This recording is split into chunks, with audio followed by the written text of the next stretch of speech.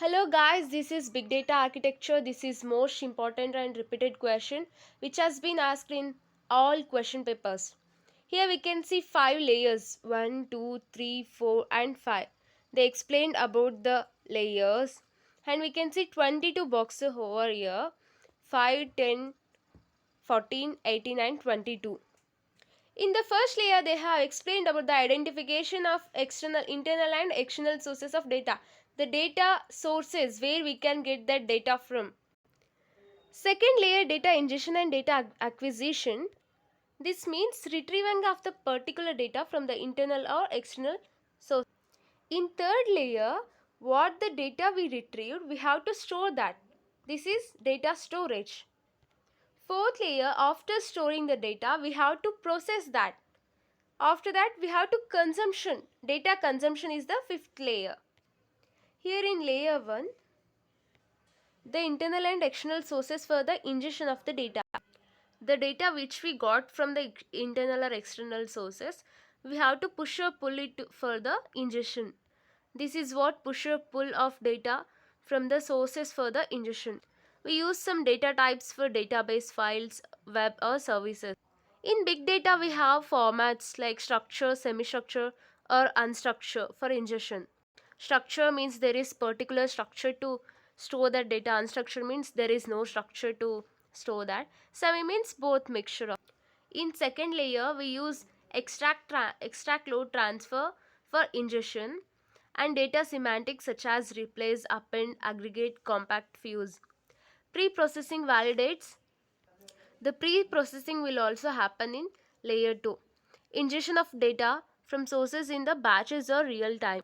In layer 3, we have to store that data. For that, we using considerations of types, historical or incremental formats. Formats means I told structured or semi-structured or unstructured.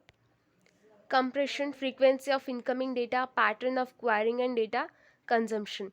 HDFS means Hadoop Distributed File System, where we can store the data in big data in distributed manner. Scaling, self-managing, self-healing, Spark, Mesos or S3. S3 means simple storage service.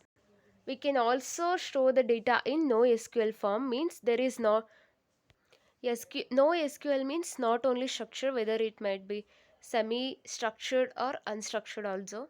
Stores HBase means the data will be stored in the column oriented wise. And MongoDB means the data will be stored in the document format, Cassandra and graph databases. The fourth layer is data processing. Processing technologies MapReduce, Hive, Pig and Spark. These are the processing techniques. Processing in real-time schedule, batches or hybrid. Synchronous or asynchronous process. The process may be synchronous or asynchronous. In fifth layer, data consumption. Export of data sets to cloud, web, etc. We can consume the particular data from the cloud or web. Dataset usages, BPs, BIs, knowledge discovery.